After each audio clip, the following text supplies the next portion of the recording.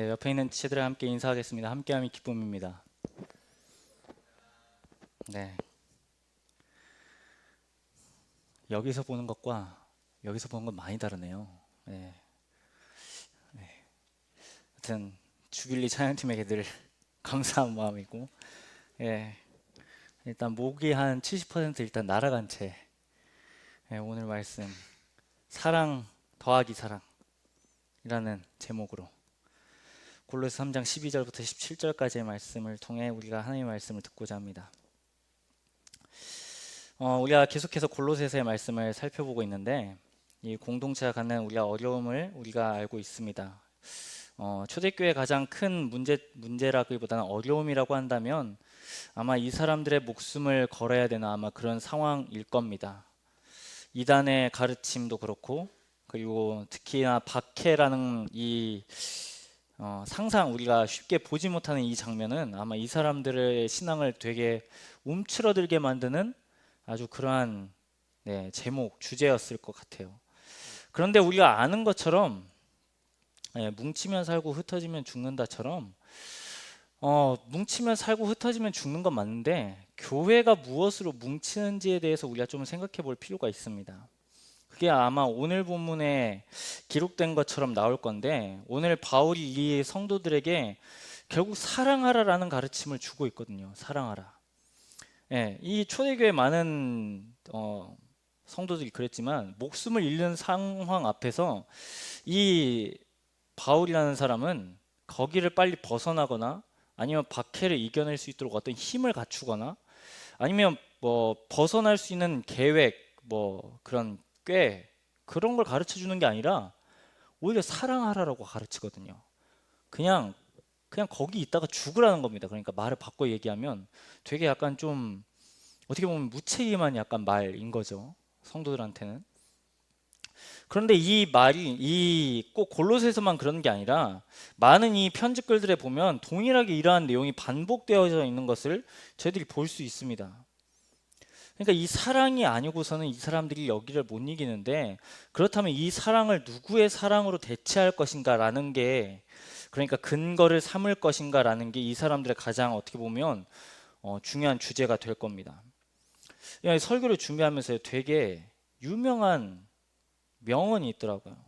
저도 이 명언을 읽었는데 되게 좀 찔림이 있었습니다. 뭐냐면 이런 명언이에요. 우리가 찾고 있는 마법은 우리가 피하고 있는 일 안에 있대요. 다시 한 번 더요.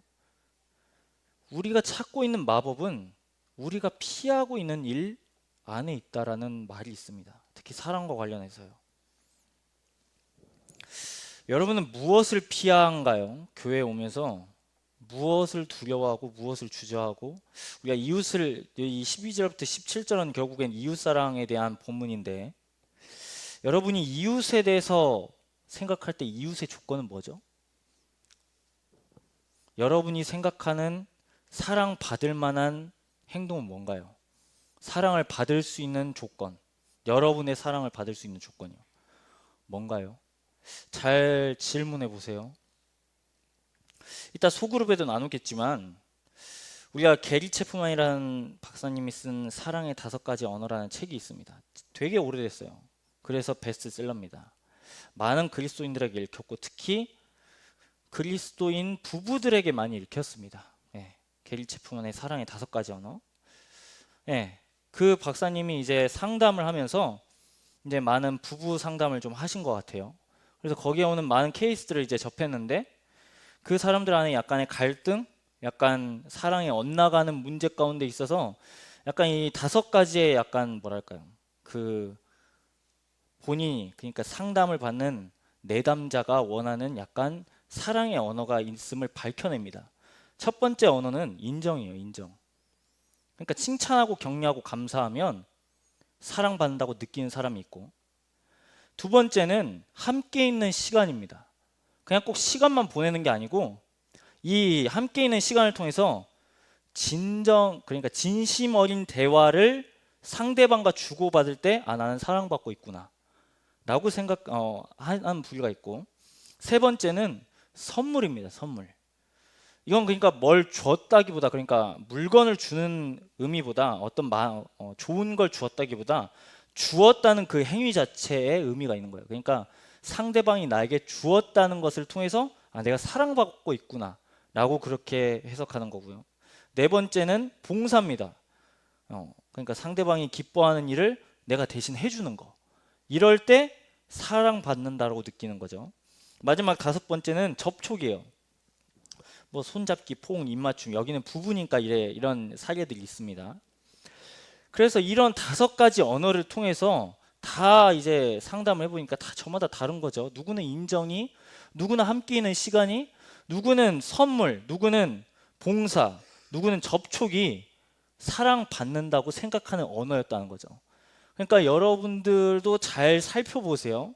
내가 무엇에 지금 이 다섯 가지 언어 중에 이 상대방한테 무엇을 받아야 내가 사랑받고 있는가가 다 다를 겁니다. 네. 여러분들 소그룹에서 잘 나눠보세요. 여튼 오늘 본문으로 돌아와서 이 12절부터 17절은 결국에 한 문장으로 요약한다면 이웃을 사랑하는 겁니다. 13절이에요. 누가 누구에게 불만이 있거든 서로 용납하여 피차 용서하되 주께서 너희를 용서하신 것 같이 너희도 그리하고. 여러분 이게 말이 안 되잖아요. 잘 봐보세요. 누가 누구에게 불만이 있거든 여러분 어떻게 하십니까? 누구한테 불만이 있어요. 저 사람이 나한테 굉장히 약간 태클을 걸고 짜증나게 하고 했을 때 딱 그 상황이 왔어요. 딱 그땐가 보다. 더 사랑해야겠다. 정말 대단한 겁니다. 정말 대단한 겁니다. 근데 우리 모두 다 거의 다 그래요. 누가 누구한테 이 불만을 받거나 불만이 있으면 용납하는 게 아니라 안에서 치열한 이 싸움이 벌어지는 거죠. 저 사람을 어떻게 해야 되나? 아주 뭐 다양한 가능성들을 내 안에서 열어놓고 막 저 사람을 재단하고 막 그럴 겁니다. 그런데 오늘 13절의 말씀은 되게 불가능한 것처럼 불가능한 부분을 우리에게 그리고 이 사람들에게 주고 있는 것처럼 보인다는 거죠. 서로 용납하래요. 용서하는데 예수님께서 너희를 용서하신 것 같이 너희도 그렇게 하랍니다. 이 사람들이 지금 그냥 그 무중력 상태는 아니면 그냥 평안한 상태가 아닙니다.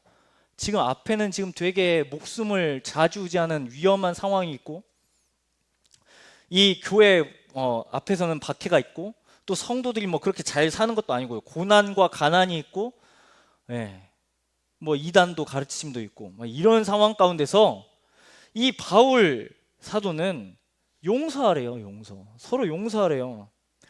되게 이 불편하고 불가능할 것처럼 보이는 이 말을 되게 담담하게 그리고 담대하게 한다는 거죠. 14절은 아예 우리를 빼도 박도 못하게 합니다. 14절 이 모든 것 위에 무엇을 더하라고 말하죠? 사랑을 더하래요. 사랑.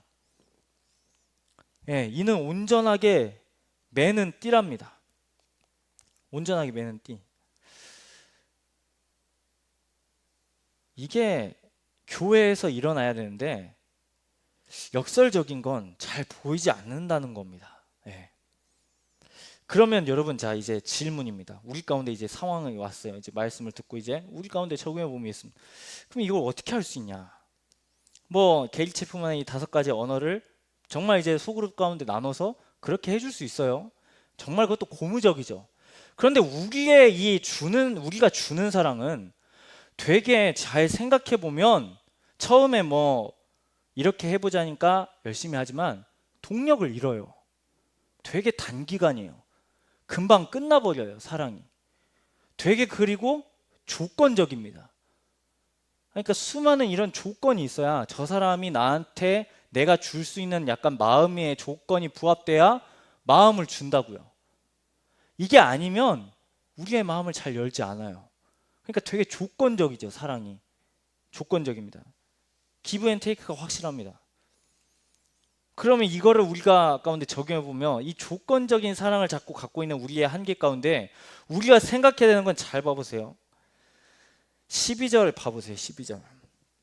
그러므로 너희는 하나님이 택하사 거룩하고 사랑받는 자처럼 긍휼과 자비와 겸손과 온유와 오래 참음으로 뭐하라고 하죠? 입으라고 합니다. 입으라고. 이걸 다른 말로 표현하면 예수님의 사랑을 기억하라는 거예요. 우리가 이런 그러니까 그리스도인의 윤리관이 있죠. 뭐 이웃사랑 아니면 뭐 큰 틀 안에서 뭐 이런 것들을 잘 생각해 봤을 때 우리의 동력의 근거를 자꾸 하는 쪽으로만 갖고 있으면 되게 잘 멈춥니다. 잘 멈춰요. 왜냐하면 조건적으로 우리는 생각하니까요. 그리고 우리는 주는 동시에 받을 거를 생각합니다. 우리의 본성 자체가 내가 이 정도 주면 저 사람이 나에게 내가 준 것보다는 다는 아니지만 그래도 비슷한 정도를 주겠지 라는 막상의 기대감이 우리 가운데 있어요. 우리의 본성상 자꾸 그렇게 하면서 자꾸 우리는 서로를 벌 때 조건으로 자꾸 갖고 갑니다. 이 정도 주니까 이 정도 받아야 되고 내가 이 정도 마음을 열었으니까 저 사람도 좀 저 정도는 해줘야 되고 이런 게 말은 안 하지만 우리의 내면 가운데 일어나는 작용이라는 거죠. 그럼 여러분 우리가 이 이웃사랑 관련해서 가장 계속해서 돌지만 잘 생각해 봐야 되는 건 우리가 하나님 앞에 어떠한 사랑을 받았는지를 기억해야 돼요. 하나님 앞에. 왜 지금 바울이 지금 골로새서 이 4장을 이 4장을 통해서 지금 어려운 상황 가운데 있는 사람들한테 지금 3장과 4장은 다 어떻게 보면 윤리적인 부분들이에요. 17절 이후에 보면 아내와 남편과의 관계가 나오고 또 4장으로 넘어와 보면 종과 주인의 관계 그리고 서로의 관계에 대해서 말씀을 하고 있습니다. 그러니까 이런 되게 구체적인 상황을 지금 바울은 제시하고 있는데 지금 3장에 기록되어진 건 원리를 설명하고 있다고요. 원리. 18절부터 4장 끝까지는 적용입니다. 적용. 어떻게 할 수 있는가? 이 사람들이 어떻게 할 수 있는가? 지금 원리를 가르쳐 주는데 이 원리 가운데 가장 중요한 부분은 바로 예수님 앞에 우리가 어떠한 사랑, 그러니까 하나님 앞에 우리가 어떠한 사랑을 받았는지예요. 우리는 자꾸 조건이라 그랬잖아요. 사랑을. 이런 예가 좀 적실할지 모르겠지만 남사친이든 여사친이든 남친이든 여친이든 우리는 자꾸 기브 앤 테이크가 되기가 쉽습니다. 우리의 인간관계도 그래요. 자꾸 주고받는 조건으로 이만큼 주니까 받아야 되고 근데 하나님 앞에서의 우리의 관계를 봐보자고요. 하나님 앞에서 우리는 조건이 아니라 무조건적으로 사랑받았어요. 무조건. 조건이 없다고요. 하나님이 원하시는 조건이 딱 충족되어져야 사랑받는 게 아니라 그냥 그 자체로 사랑을 받았다고요. 이게 지금 우리가 이웃을 사랑할 수 있는 근거여야 합니다. 성서는 그렇게 우리에게 가르칩니다. 그러니까 우리가 이웃사랑에 실패하는 잘 마음을 내어주기 어렵고 이웃사랑에 대해서 되게 거리감을 느끼고 되게 내가 주고받는 식으로 조건적으로 가려고 한다면 우리는 자꾸 하나님과 나 사이의 관계를 잘 생각해 봐야 돼요. 나는 그럼 하나님 앞에 어떠한 사랑을 받았는가? 15절에 이렇게 기록되어져 있습니다. 그리스도의 평강이 너희 마음을 주장하게 하라. 너희는 평강을 위하여 한 몸으로 부르심을 받았대요. 여기서 한 몸이란 건 여러분 교회를 의미합니다. 교회. 한 교회로 부르심을 받았대요.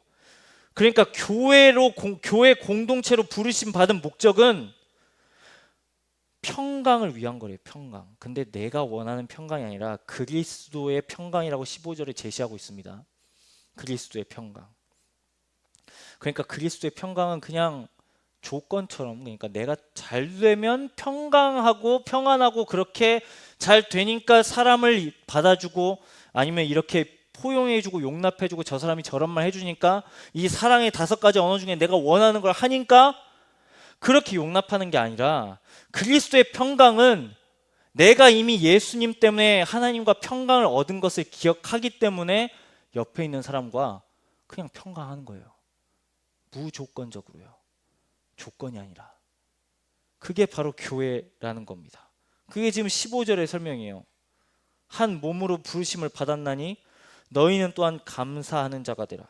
16절 17절 그리스도의 말씀이 너희 속에 풍성히 거하여 모든 지혜로 피차 가르치며 권면하고 시와 찬송과 신령한 노래를 부르고 감사하는 마음으로 하나님을 찬양하고 또 무엇을 하든지 말에나 일에나 다 주 예수의 이름으로 하고 그를 힘입어 하나님 아버지께 감사하라고 합니다.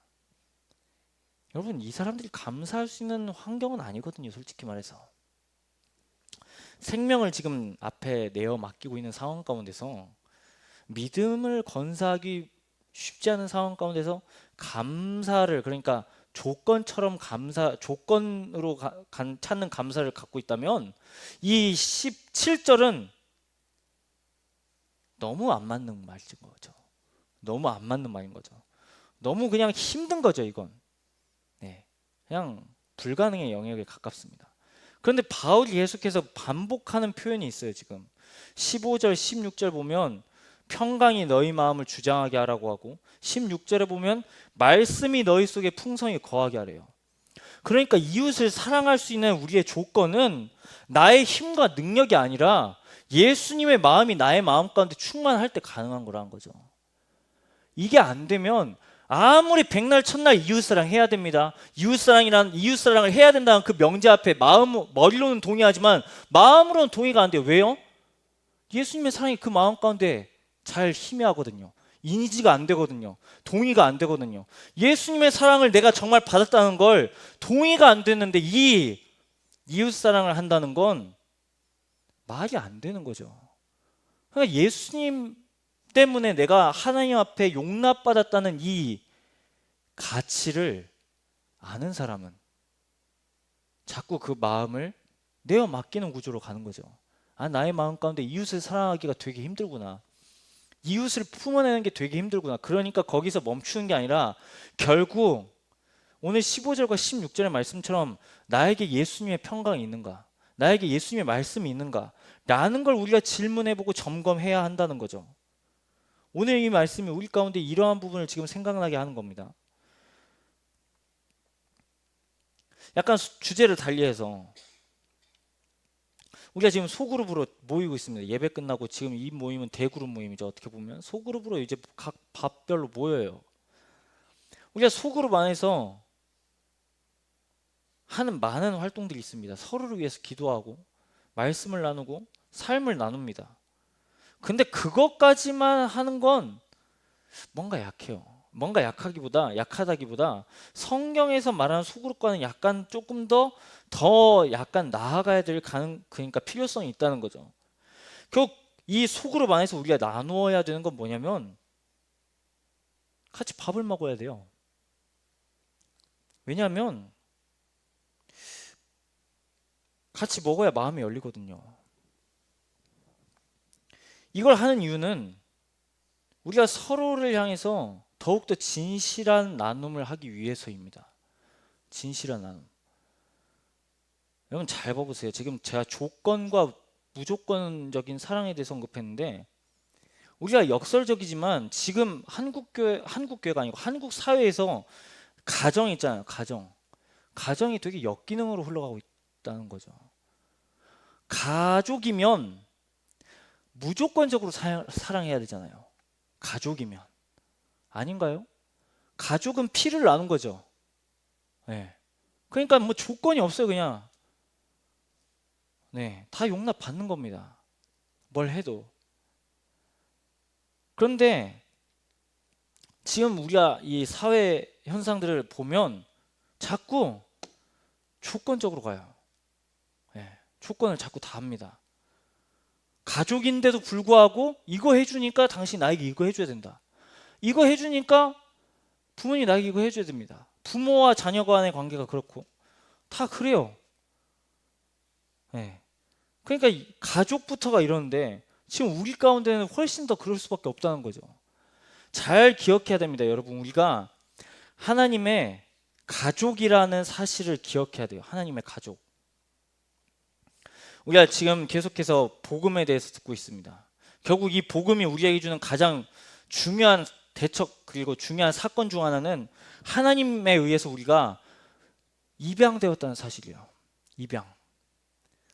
뭐 저는 자녀를 제가 낳은 건 아니지만 여튼 저의 친자녀가 있기 때문에 그렇지만 입양이라는 건 되게 쉽지 않습니다. 입양하려면 되게 돈도 많이 들고요. 절차도 복잡합니다. 네. 근데 하나님께서 우리를 이 입양의 과정, 입양하시기까지 드는 가장 중요한 비용이 들었다는 거죠. 그건 바로 예수님의 십자가입니다. 예수님의 십자가. 여러분이 예수님의 십자가와 부활에 대해서 우리가 동의할수록 우리는 하나님의 가족임을 내 스스로가 깨닫는 겁니다. 그리고 이건 반드시 개인 안에서만 끝나는 게 아니라 우리 지체들 역시 하나님의 가족이라는 사실을 기억하는 겁니다. 지금 우리 모두가 지금 그러니까 하나님의 가족인 거예요. 청년 디모데 모두가. 네. 그러니까 이 사실을 자꾸 잊으면 이 12절과 17절은 12절부터 17절에 기록되어진 이 수많은 권면과 이 내용들은 자꾸 나의 그 노력과 애씀을 통해서 도덕으로 갖고 가려는 연약함, 우리의 한계가 있다는 거죠. 그리고 그렇게 생각할수록 멈추기 쉽다는 겁니다. 왜냐하면 동력이 조건적이라서요. 우리가 받은 사랑은 무조건적이라고 말했습니다. 이걸 우리가 동의하지 않으면 이웃 사랑은 되게 조건적일 수밖에 없어요. 조건적. 다시 한번 그 말, 그 사랑에 관련된 명언을 잘 봐보세요. 우리가 찾고 있는 마법은 우리가 피하고 있는 일 안에 있대요. 우리가 피하고 있는 일 안에. 그러니까 이게 동의되어지려면 어느 정도 내가 복음 가운데 동의되어지고 하나님의 가족이라는 사실이 내 안에 있고 됐을 때 지금 이게 불편하게 다가오는 겁니다. 이 말이.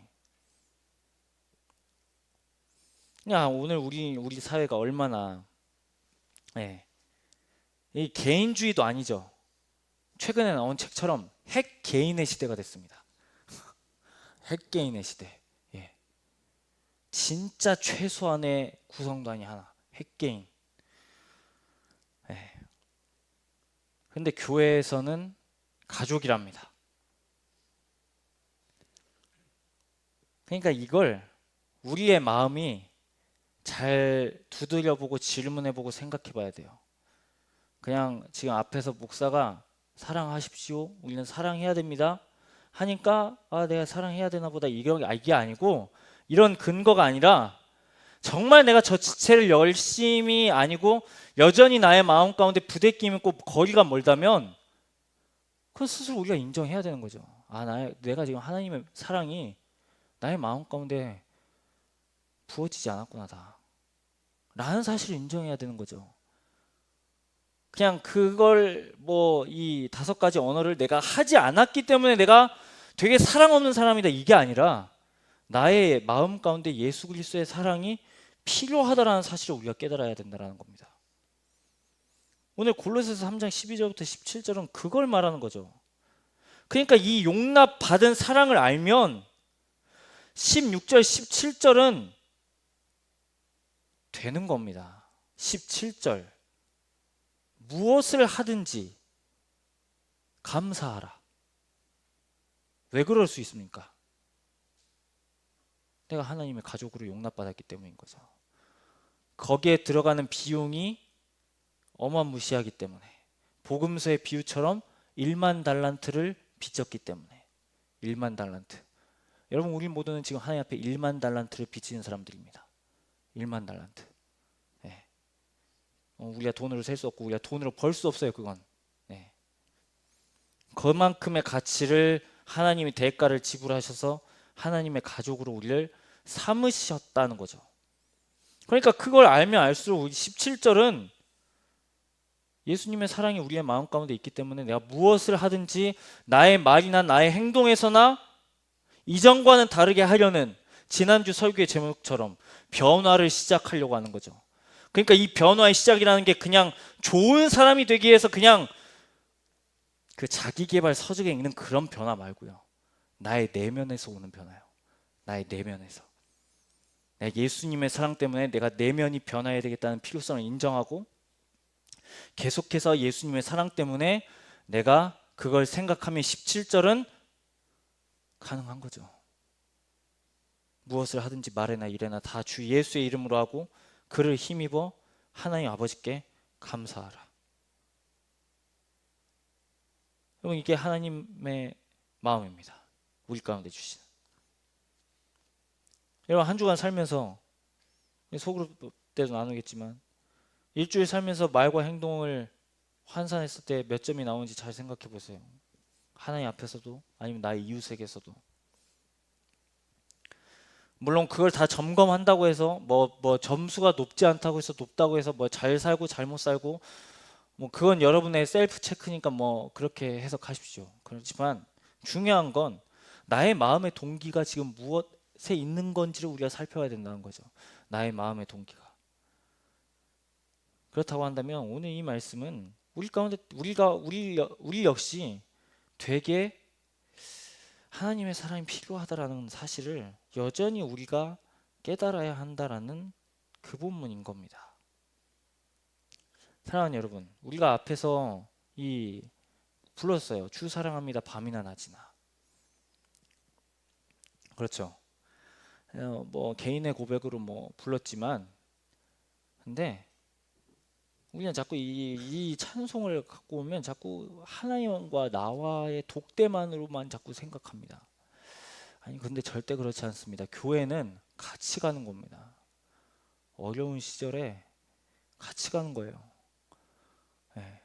서로 그리스도의 사랑으로 권면하고, 누군가 어려운 일을 당한다면 같이 일어설 수 있도록 기도해 주는 거고, 사랑의 말을 해주는 거고, 이 5가지 언어처럼 다양한 표현 방식이 있겠죠. 네. 그러니까 주님 다시 오실 때까지 우리는 우리 지체들을 사랑하는 연습을 하다 가는 겁니다. 사랑하는 연습을. 예. 근데 그 동기가 나의 힘씀과 나의 애씀에 있는 건 아니라 내가 하나님 앞에 용납받았다는 그 사실 때문에 내가 이웃을 사랑하는 겁니다. 우리가 그렇기 때문에 우리가 하나님 앞에 용납받았다는 이 사실을 잘 좀 곱씹었으면 좋겠어요, 여러분. 예. 이 설교를 마무리하고자 하는데, 이 영화를 보면 제 얘기를 자주 해서 죄송합니다. 저는 제 성향상 로맨틱 코미디를 안 좋아해요. 예. 저는 얼굴에 보이죠? 심각한 거 좋아합니다. 뭐 범죄 스릴러 약간 그런 거, 뭐 사건 뭐 해결하고 약간 그런 거. 뻔하잖아요. 로맨틱 코미디는 약간 클리셰들도 많고 약간 이제 어느 지점에 약간 터져야 되는 약간 그런 포인트들이 있으니까 막 어느 정도 예상되는 그런 지점들이 있다 보니까 별로 그렇게 제가 선호하는 장르는 아니에요. 근데 이걸 제 개인적 뭐 드라마 장르를 싫어한다고 해서 꼭 그런 게 아니라 하나님이 나를 사랑한다는 이 사실 역시 어떻게 보면 제가 35년 동안 들어왔던 말이거든요. 하나님이 나를 사랑하신다는 말. 여러분들도 아마 여러분들의 나이만큼 주일학교를 다녔다면, 그리고 교회의 문턱을 넘었다면 들었을 겁니다. 근데 우리는 자꾸 그 주님의 사랑을 나 혼자만 받는 것으로 자꾸 착각해요. 나 혼자만 받으면 괜찮아. 나 혼자만 누리면 괜찮아. 나만 받으면 주 사랑합니다. 밤이나 낮이나 어려운 상황이 있으니까 은혜가 되고 막 근데 진짜 사랑을 경험하기 시작하는 시점은 진짜 힘든데요. 이웃을 사랑할 때 그 일이 일어나요. 이웃을 품으려고 할 때 진짜 사랑의 의미를 알기 시작해요. 이건 진짜입니다. 왜냐하면 나 사랑하는 거요? 연습하지 않아도 돼요. 내가 좋아하는 거요? 딱히 힘들지 않아도 괜찮아요. 얼마든지 할 수 있거든요. 근데 딱 나를 넘어서, 내 마음의 벽을 넘어서 딱 이웃, 지체, 타인 딱 여기까지 딱 가는 순간 이거 아닌데 다 또 돌아오려는 나의 관성, 나의 개인으로 돌아오려는 나의 습관. 근데 기독교에서 제시하는 사랑은 내 안에서 시작해서 나의 밖으로 넘어가는 사랑입니다. 내 안에서 시작해서 내 밖으로. 교회로 적용해 볼까요? 이 예배당 안에서 담장을 넘어서 저 마당 바깥으로. 이게 기독교가 말하는 사랑이에요. 그러니까 이 개인적인 사랑만, 아니면 이웃 사랑만, 아니요, 이 전부가 같이 가야 됩니다. 이 전부가요. 뭐 하나만 집중한 게 아니고요, 같이 가야 된다고요.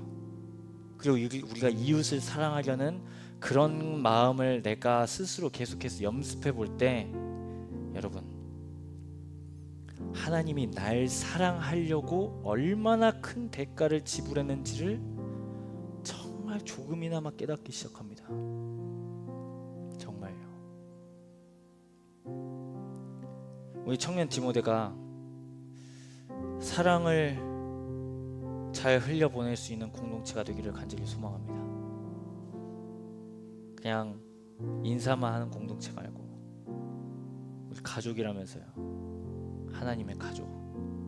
가족이면 누군가 안 나오면 연락해야 되고, 누군가 어려운 일 있으면 전화해볼 줄도 알고 톡을 해볼 줄도 알고 같이 기도해야죠. 어려움이 있는데. 그게 교회죠. 사랑하는 여러분, 우리가 이 사랑의 정신으로 내가 용납받은 것을 깨닫는 우리가 내 안에만 그 사랑을 갖고 있는 게 아니라